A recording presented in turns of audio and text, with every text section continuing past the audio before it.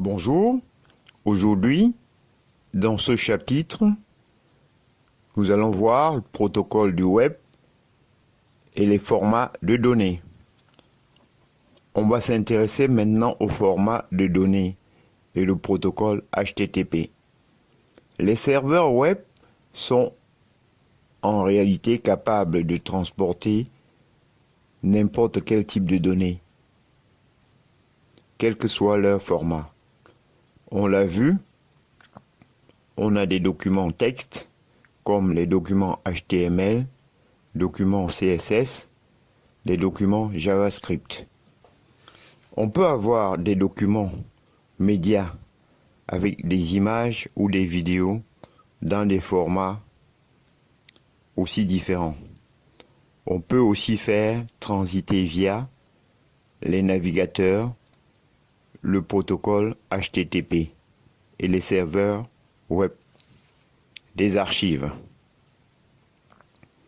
Vous pouvez même télécharger des applications vraiment au niveau du format de données.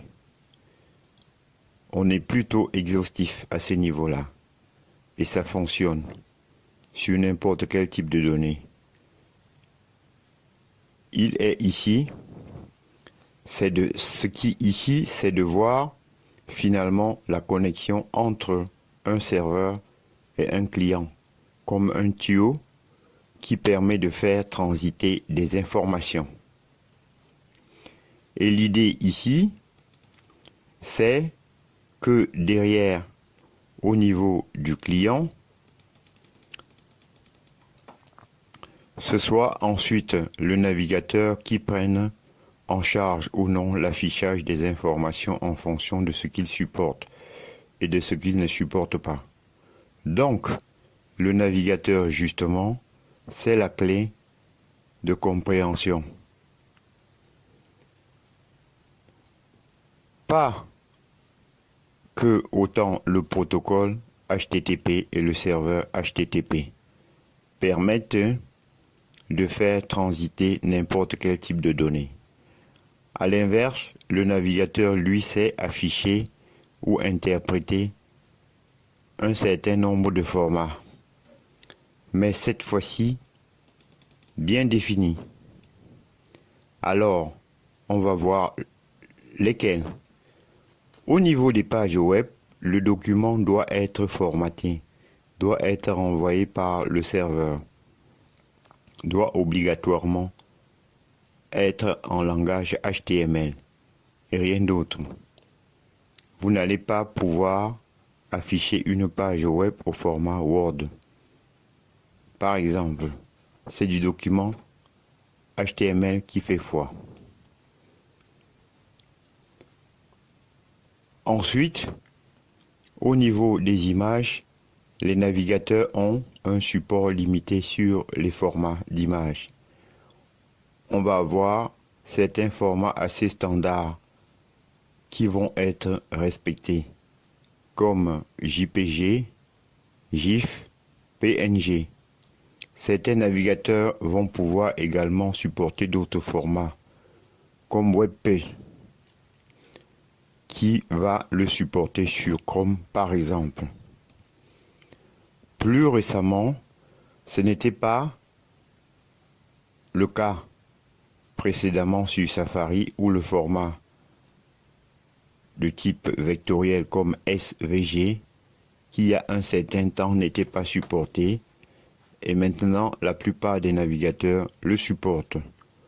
Tout ça pour vous dire qu'au niveau des images, si vous n'utilisez pas le bon format, le navigateur ne sera pas capable de décoder ce format-là et afficher votre adresse IP. Donc, il faut bien choisir son image, comme format d'image en particulier.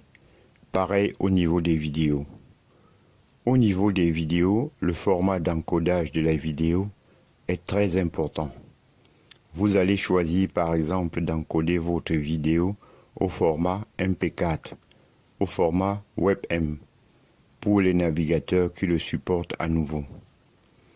C'est l'équivalent en vidéo du WebP P, qui est là pour les photos, ou MP pour Picture Web. M, c'est pour vidéo, où il y a d'autres formats qui existent comme le format JPG, notamment populaire sur les navigateurs Firefox.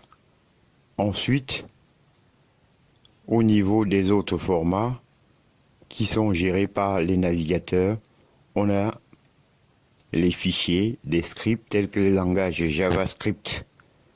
On en parlera un peu plus tard. Évidemment, pour mettre en place le style sur la page, les feuilles de style CSS, éditées pour le langage CSS, dont une fois tous ces éléments mis en place, qu'est-ce qui se passe si le navigateur reçoit un fichier dans un autre format?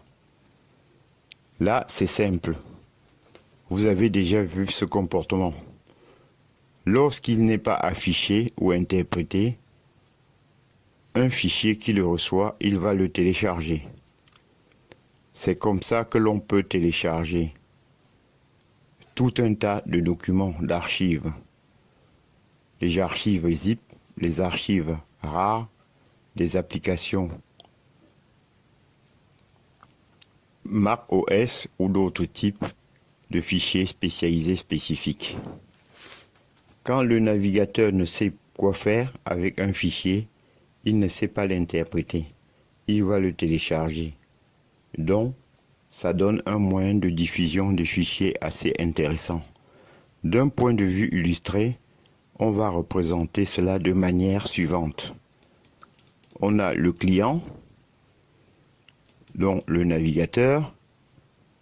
Il va pouvoir recevoir des documents HTML, des documents CSS, des documents JavaScript. Aucun problème.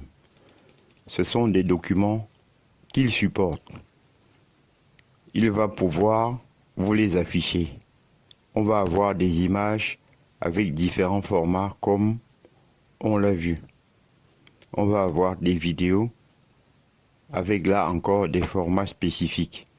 Et dans tous les autres cas, qu'est-ce qui se passe? Point d'interrogation. Eh bien, c'est un téléchargement qui sera mis en place. En substance, ce qu'il faut donc retenir dans ce chapitre, c'est que le protocole HTTP et les serveurs web sont capables de transporter n'importe quel type de données, quel que soit leur format. Le navigateur sait afficher ou interpréter un certain nombre de formats plus limités, comme le format HTML, le format CSS, JavaScript, un certain type d'image ou un certain type de vidéo. Et que lorsqu'il ne sait pas afficher ou interpréter un fichier, dans ce cas-là, le navigateur va le télécharger. Je vous en remercie.